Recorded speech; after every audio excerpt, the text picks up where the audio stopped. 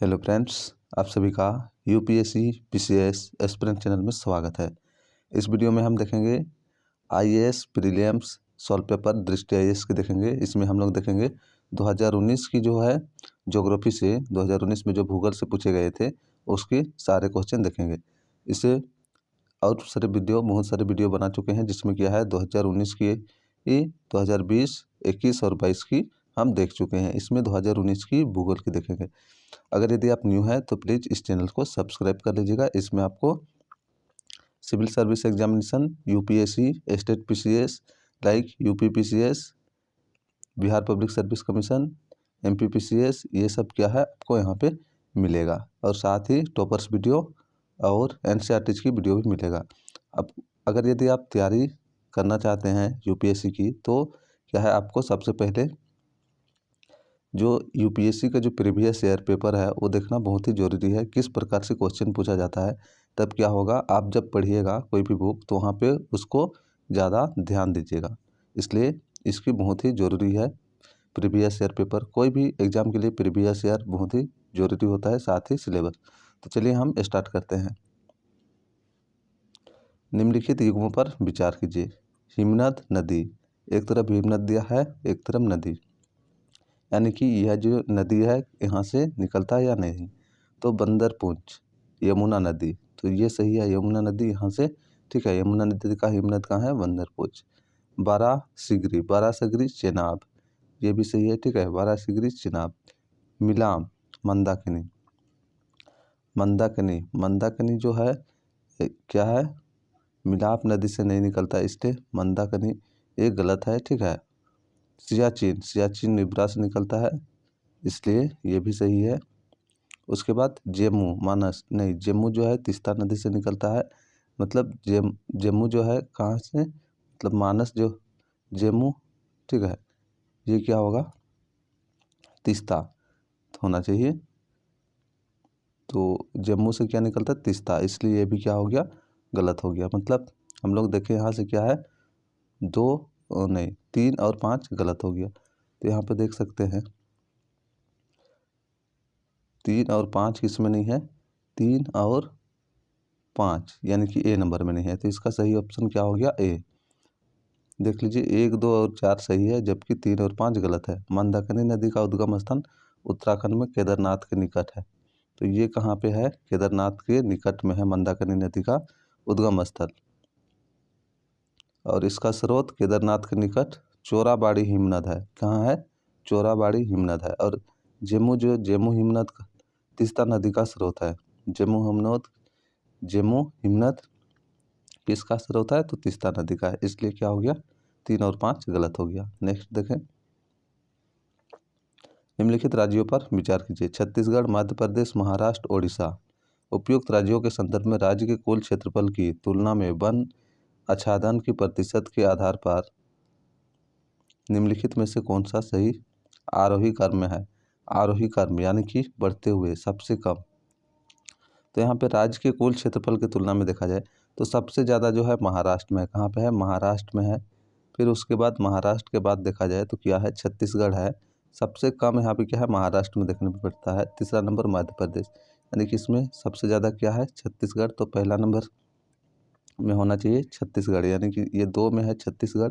उसके बाद देख लीजिए 2-2 मतलब 4-4 सेम है। उसके बाद तीसरा वाला हम लोग देखेंगे तो तीसरा क्या है, देख लीजिए 4 यानी कि उड़ीसा है। तीसरा में 2 होना चाहिए मध्य प्रदेश, और 2 किस में है, सी में है। इसलिए इसका सही आंसर क्या हो जाएगा, हम लोग का सी हो जाएगा। यानी कि सबसे ज़्यादा जो है कहाँ पे है, छत्तीसगढ़, फिर उड़ीसा, फिर मध्य प्रदेश, फिर महाराष्ट्र। महाराष्ट्र में सबसे कम। तो इसकी व्याख्या हम देखें यहाँ पे, ये पूरा नहीं देखते। महाराष्ट्र में देख लीजिए 16.47, मध्य प्रदेश में 25.11, उड़ीसा में 32.98% और छत्तीसगढ़ में 41.09। ये क्या है, उस राज्य की कुल क्षेत्रफल में इतना क्षेत्रफल पे क्या है, वन है। आगे बढ़े, भारत में पिछले 5 वर्षों में खरीफ की फसलों की खेती के संदर्भ में निम्नलिखित कथनों पर विचार कीजिए। धान की खेती के अंतर्गत क्षेत्र अधिकतम है, ये सही है, धान के अंतर्गत क्षेत्र अधिकतम है। ज्वार की खेती के अंतर्गत क्षेत्र तिलहनों की खेती के अंतर्गत क्षेत्र की तुलना में अधिक है। ये ज्वार की खेत क्या है, कम है, तिलहन की ज़्यादा है। कपास की खेती का क्षेत्र गन्ने की खेती के क्षेत्र की तुलना में अधिक है, ये सही है, कपास की खेती का क्षेत्र जो है गन्ने की खेती के क्षेत्र से ज़्यादा है। और 4 नंबर है, गन्ने की खेती के अंतर्गत क्षेत्र निरंतर घटा है, नहीं, निरंतर घटा नहीं है, ठीक है, ये बढ़ा है लेकिन घटा नहीं है। इस प्रकार 4 भी गलत हो गया, यानी कि 2 और 4 गलत, यानी कि 1 3 सही, 1 3 यानी कि ऑप्शन नंबर ए। इसकी व्याख्या देखें। आर्थिक सर्वेक्षण 2017-18 के आंकड़ों के अनुसार कथन 1 और 3 सही है। वहीं आंकड़े के अनुसार तिलहन की कृषि ज्वार से अधिक क्षेत्रफल पर होती है, इसलिए कथन 2 गलत है। आर्थिक सर्वेक्षण 2020-21 में भी यही स्थिति बनी हुई है, ठीक है, 20-21 में भी क्या है, यह स्थिति बना हुआ है। आगे देखें, आलियार, ईसापुर और कंसावती जैसी ज्ञात स्थानों में क्या समानता है। तो देख लीजिए, आलियार, ईसापुर, कंसावती, ये तीनों का तीनों क्या है, डैम है, ठीक है, बांध है, इसलिए क्या है, ये तीनों का तीनों क्या है, बांध है। हाल ही में खोजे गए यूरेनियम निक्षेप, ये नहीं होगा। उष्णकटिबंधीय वर्षा वन, ये भी नहीं। भूमिगत गुफा तंत्र नहीं। जल भंडार, ये क्या होगा, जल भंडार होगा। तीनों क्या है, बांध है, तो डी नंबर इसका, ठीक है। इसकी व्याख्या देखें, आलियार, ईसापुर और कंसावती तीनों जल भंडार है। आलियार बांध कोयम्बटूर जिला तमिलनाडु में है। ईसापुर बांध पेनगंगा नदी महाराष्ट्र में है। कंसावती बांध मुकुट मणिपुर बांकुड़ा जिला पश्चिम बंगाल में है। इस प्रकार ये तीनों का तीनों क्या है, बांध है, और ये क्या हो गया हम लोग का, जल का भंडार बांध में होता है, तो ये डी नंबर सही हो गया। नेक्स्ट देखें, मेघ आच्छादित रात में ओस की बूंदें क्यों नहीं बनती है। यानी कि जब बादल का दिन होता है उस टाइम क्या होता है, ओस का बूंद जो ओस है वो क्यों नहीं बनता है, इसके बारे में बताना है। यानी कि ओस बादल के दिनों में क्यों नहीं बनता है। बादल क्या करता है, जो पृथ्वी से जो विकिरण जाते हैं उसको क्या करते हैं, परावर्तित करके फिर धरती की तरफ ही भेज देते हैं, इसलिए नहीं बनता। तो आगे देखते हैं, इसकी भूपृष्ठ से निर्मुक्त विकिरण को बादल अवशोषित लेते हैं, नहीं, यह अवशोषित नहीं करते, क्या करते हैं, परावर्तित करते हैं। पृथ्वी के विकिरण को बादल वापस परावर्तित कर देते हैं, ये सही होगा, क्या है, फिर वापस परावर्तित कर देते हैं। मेघ आच्छादित रातों में भूपृष्ठ का तापमान कम होता है, भूपृष्ठ का तापमान कम होता है, नहीं, तापमान क्या होता है, भूपृष्ठ का कम नहीं होता है।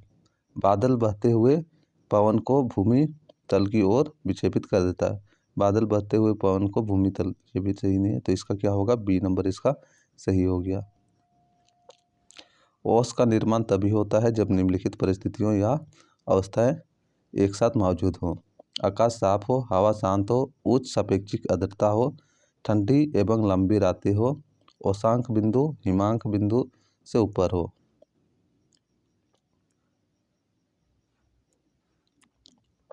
मेघ आच्छादित रात में ओस की बूंदें नहीं बनती, क्योंकि मेघ भौमिक विकिरण के मार्ग में अवरोध है।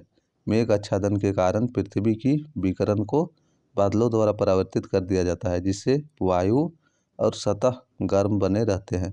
फलतः दैनिक ताप अंतर कम होने की वजह से ओस का निर्माण नहीं हो पाता। तो ये इसकी व्याख्या हो गया। आगे बढ़े हम, जून 21वीं तारीख को सूर्य, देख लिए जून 21 तारीख, 21 जून क्या होता है, सबसे बड़ा दिन होता है, हम जानते हैं, और रात सबसे छोटा। उत्तरी ध्रुवीय वृत्त पर क्षितिज के नीचे नहीं डूबता है, उत्तरी ध्रुवीय वृत्त पर क्षितिज के नीचे नहीं डूबता है। दक्षिण ध्रुवीय वृत्त पर क्षितिज के नीचे नहीं डूबता है। मध्यमान में भूमध्य रेखा पर ऊर्ध्वाधर रूप से व्योमस्थ चमकता है, मकर रेखा पर ऊर्ध्वाधर रूप से व्योमस्थ चमकता है। तो इसमें क्या होगा, 1 नंबर होगा। उत्तरी ध्रुव पे वो क्या होता है, रहता है, तो इसकी 1 नंबर सही होगा। व्याख्या देखें,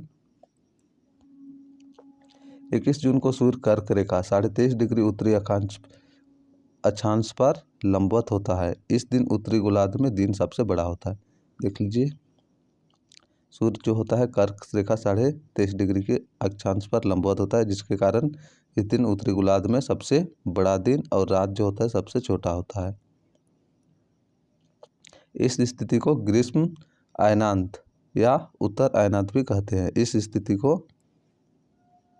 पृथ्वी के उत्तरी ध्रुव का सूर्य की ओर अक्षीय झुकाव अधिकतम होता है तथा इस स्थिति में उत्तरी गोलार्ध में सूर्य अधिकतम ऊंचाई पर होता है। इस अवस्था में उत्तरी ध्रुव पर रात नहीं होती, अर्थात सूर्य उत्तर ध्रुवीय वृत्त पर क्षितिज के नीचे नहीं डूबता, अतः विकल्प ए सही है। तो ये देख सकते हैं, इस प्रकार क्या हुआ, विकल्प ए सही हो गया।